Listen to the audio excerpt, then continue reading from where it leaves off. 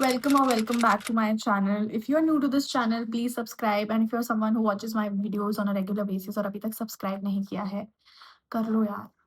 This is a कहानी सुनो. मैंने इतनी कहानियां सुननी है कि मुझे लगा मुझे मेरी भी सुनानी है. And right now I am doing MBA.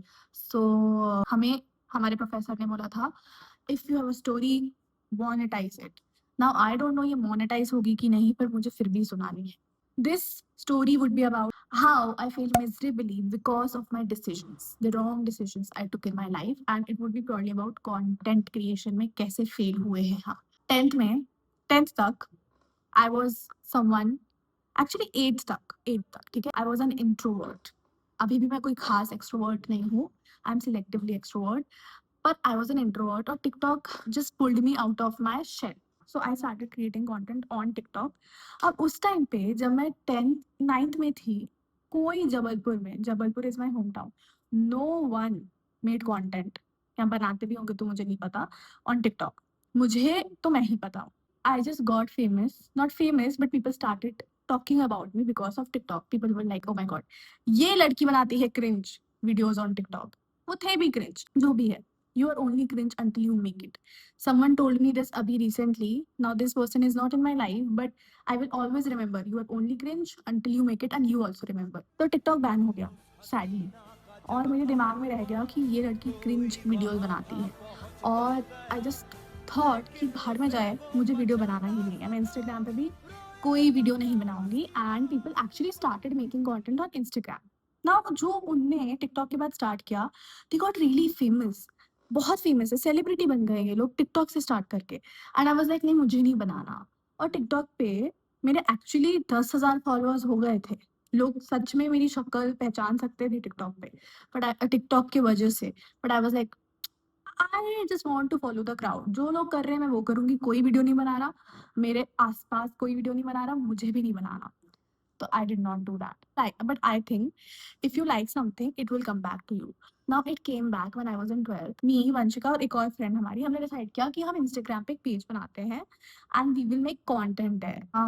उसमें हमारी सबसे बड़ी गलती ये थी कि हमने एक्चुअली काफ़ी मेहनत की इंस्टाग्राम के पेज पे, पर वी एक्सपेक्टेड कि हमारे फॉलोअर्स एकदम से बढ़ जाएंगे.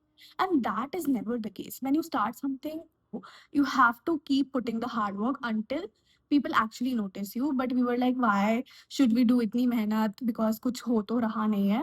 And we stopped midway. But then it came back in 2020. One fine day my sister told me कि कुछ करने के लिए नहीं है, चलो यूट्यूब चैनल बनाते हैं, we will create vlogs. And this is how ये चैनल बना. इस चैनल का नाम पहले राधिका वाइटी नहीं था. इस चैनल का नाम था Gen Z Bees. We used to post vlogs here. But मेरी बहन का MBBS स्टार्ट हो गया and she got busy with MBBS, and then I decided to take over this channel. Luckily इस चैनल पे व्यूज काफी स्टार्टिंग से आने लगे थे because we were genuinely consistent on YouTube. We were doing it for fun, but हम consistent थे YouTube पे.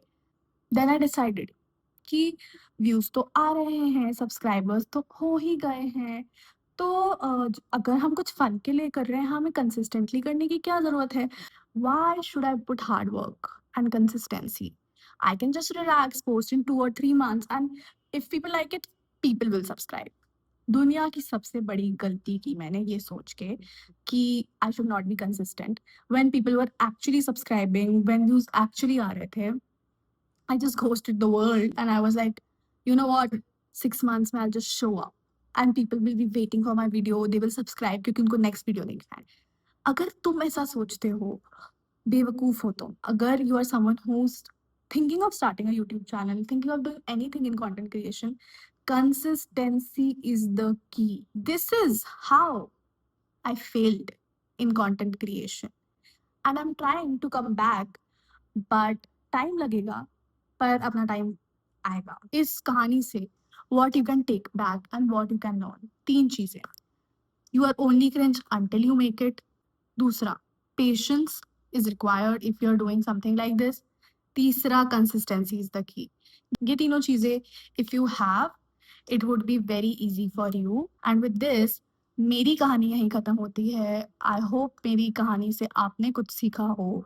इसी के साथ, do like, share, comment and subscribe to my channel. And I hope you learned something from this. Bye bye.